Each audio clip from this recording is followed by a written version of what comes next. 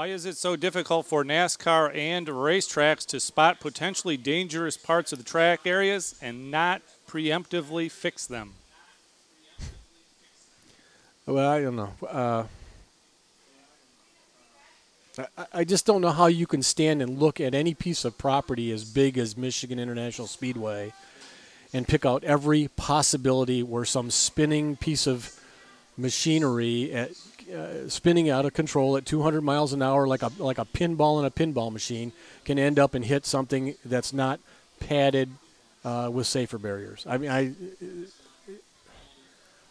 I don't see why anybody would even expect that to be true. I think they've done a terrific job of making these not just the track safe, but the cars safe.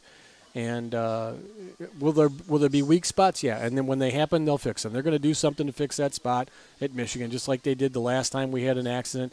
They fixed that spot wherever that was. I think it was at Bristol maybe last time.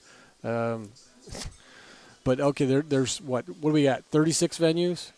Something like that, 32 venues, 33, 34. If you count the Nationwide Series, there's probably 50 venues they race on. Go find every place that a car can hit where somebody could get hurt and fix it right now, today. Nah, it's ludicrous. Well, every time you look at some place like Pocono that decides to put safer barriers around certain parts of the racetrack, you're always going to have people who find the part where there is no safer barrier. You have the technology to put a safer barrier all the way around Pocono. So why not do it from the get-go? You know, granted, it's 2.5 miles. It's 5 miles. Because of money? Well, there's an awful lot of money in NASCAR. And I don't care what you say, these racetracks are making money. If they can't make money, they wouldn't be in business. They need to make it as safe as possible as they possibly can. And you don't think they are? You don't think they've actually made an effort to make these things as safe as they possibly can? Well, I think if you have a place like Pocono that only puts safer barriers this wasn't around, Pocono. This was Michigan. Michigan. It's not, but you're saying that you wanted to go to 50 different racetracks and fix them today. That is ludicrous. Well, that's the question. That is ludicrous. But if you go and fix a racetrack, you've got different owners. You do have one sanctioning body. They can go around. They can fix parts of these racetracks.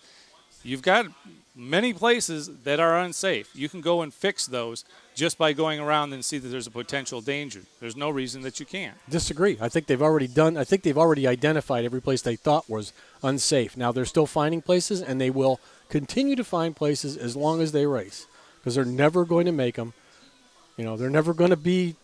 You know, you can't put these guys. They're not bubble boys. I mean, it's auto racing. They're going to be places where you can get hurt. I just don't see how you can blame it on the racetracks, but whatever.